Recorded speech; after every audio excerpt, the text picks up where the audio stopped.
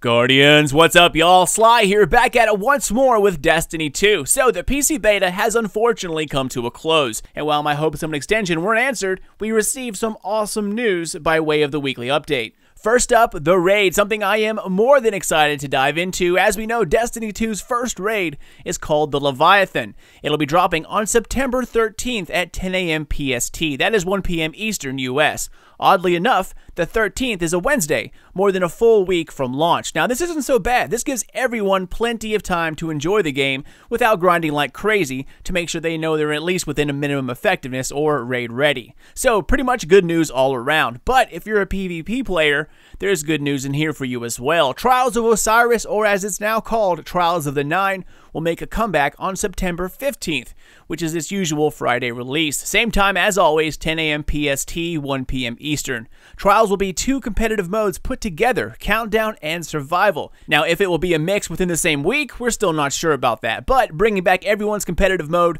will no doubt put a smile back on those salty faces.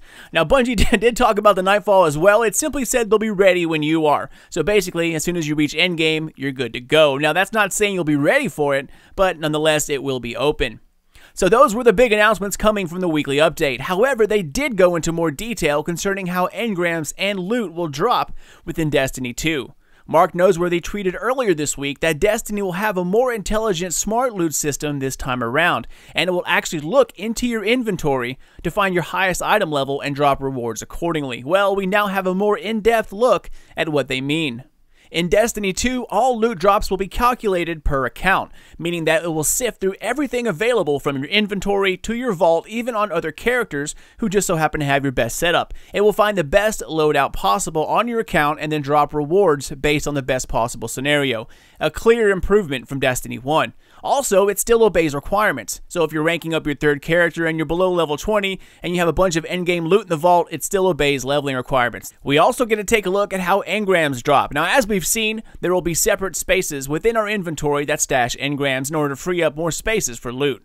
Upon the engram dropping, its power level will be instantly decoded. You can then hover over it to see how high it will be. However, your reward isn't rolled until you actually decrypt it. So there is still a bit of RNG left in the system, which isn't necessarily a bad thing in my opinion. Now, one thing Bungie did say is that just because there's a new smart loot system, that doesn't mean other activities will not drop more powerful rewards. To find these, look for the endgame activities that have quote-unquote powerful gear rewards in the tooltips if you're trying to hunt the absolute best. So not only is leveling becoming clearer, paths to better loot seem to be as well. All in all, seems like a win-win situation.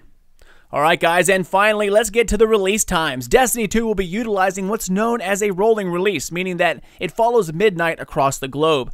However, if you live in a large country such as the US, Australia, etc., the release time will drop for that entire country once midnight hits at the earliest possible time.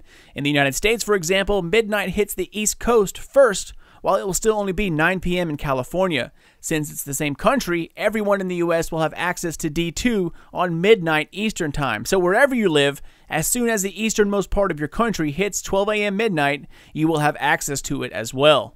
Alright, and the final bit of news has to do with Guided Games. Guided Games is still a new project for Bungie, and as so, they're still testing it. So on September 12th, the Guided Games will go live for only 30 to 50% of the player base as sort of a test. The goal is to have 100% of players who need to use Guided Games as a seeker, they'll have access to it on the 26th. So hopefully it'll work out, but we'll have to wait and see.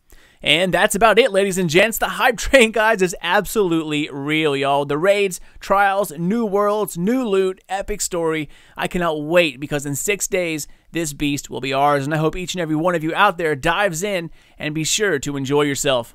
But that's it, Guardians. As always, thank you all so much for watching. My name's Sly. You can catch me over on Sly Nation at YouTube. I'll be helping out Planet Destiny with the launch of D2 as I did with Rise of Iron. So feel free to check me out here or on Twitter at Sly Nation, and be sure to tune into Planet Destiny as there will be plenty to talk about within the weeks to come. Take care, y'all, and keep an eye out for more D2 content in the very near future. But until then, this is your dude Sly, and I'll catch you all next time.